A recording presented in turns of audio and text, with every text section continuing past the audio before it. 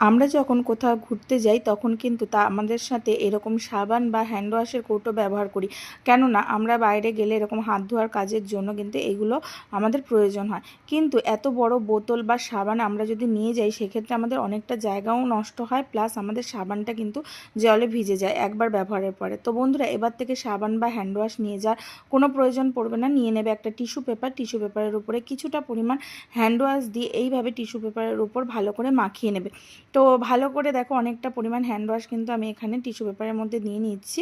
নিয়ে নেওয়ার পর তারপরে এটা কিছুক্ষণ আমি শুকাতে রেখে দেবো। যা পারতপক্ষে চেষ্টা করবে রোদে শুকানোর। তো তারপরে কিছুক্ষণ শুকানোর পর দেখো মোটামুটি শুকানো হয়ে গেছে। তারপরে আমি টিস্যু পেপারটাকে ভাঁজ করে কতগুলো ছোট ছোট টুকরো করে নিচ্ছি।